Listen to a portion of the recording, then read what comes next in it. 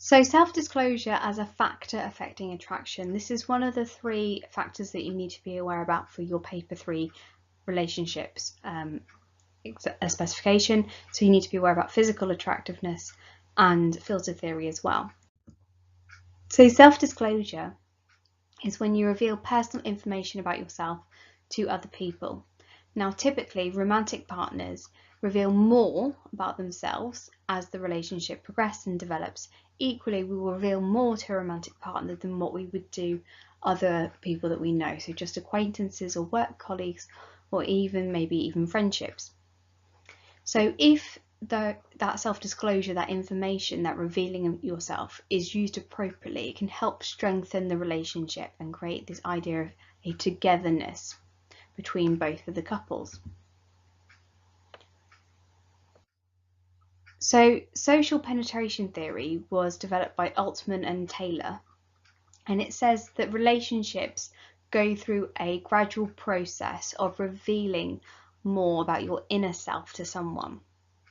Now, in a relationship, it should be a reciprocal exchange of information.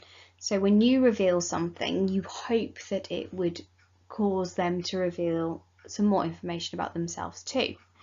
So that creates a feeling of trust and commitment between both partners. Now, when both the breadth and depth increases, so you're revealing more information, that breadth of information is increased. Equally, the depth of that information, so you're revealing more and more personal inner information than just superficial outer layers, partners become more committed to one another. So they develop this idea of there is low risk information, which is revealed at the early stages of relationships. So they're things that you would tell friends, acquaintances and work colleagues, but you have high risk information that might be painful information, memories, strongly held beliefs, and that gets revealed gradually as the relationship progresses over time. So if we were to look at the AO3, the evaluation of this, so there is supporting research. Research has found that partners who use self-disclosures are more satisfied and committed. So this could help indicate that self-disclosure leads to relationships becoming more committed.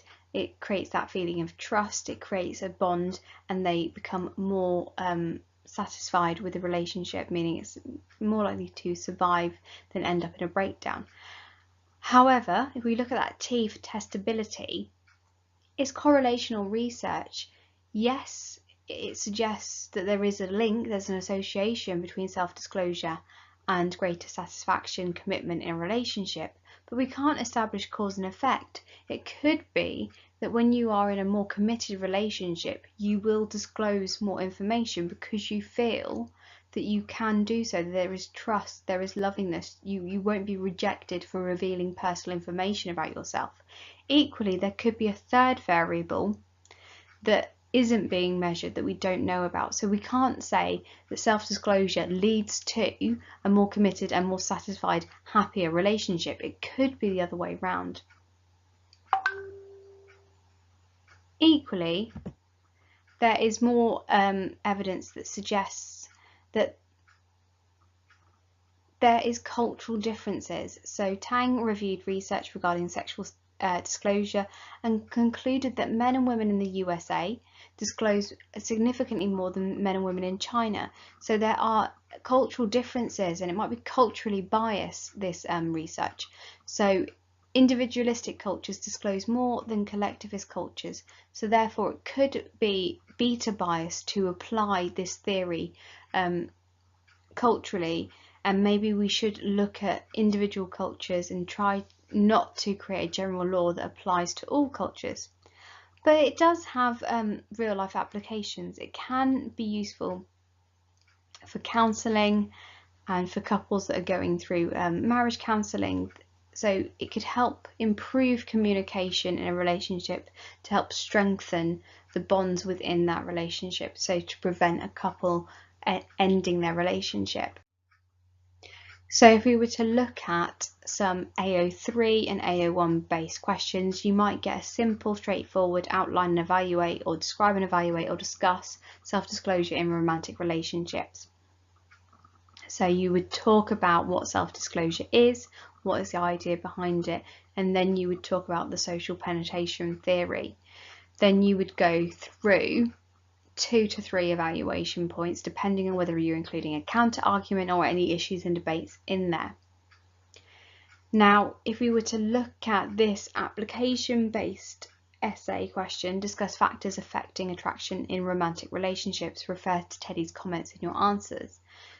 So all 3 factors are referenced in this bit, so you can talk about any of them, and I would suggest you do your AO1 on the main assumptions of that theory. So if we were going to look at self-disclosure, what self-disclosure is, so the idea of sharing personal information about yourself, and that increases attraction and commitment and trust in a relationship, and this leads to greater satisfaction, and as the relationship progresses, we reveal more high-risk information, and the idea of social penetration theory, that romantic couples understand and penetrate each other more deeply than just general acquaintances.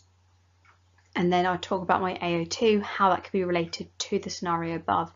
Well, that's the bit that's underlined. So this is referenced when Teddy says, we tell each other everything though, no secrets in our relationship. So this is the idea that they are disclosing information, they're using it to help strengthen their relationship. And then I would talk about some strengths and weaknesses of that theory. Now this question has discussed factors, so there's plural, so you're going to have to talk about at least 2 of them. So I could do my AO1 of self-disclosure, my application, the bit that's underlined, then an evaluation point on it. Then I could either talk about physical attraction or filter theory as my second factor.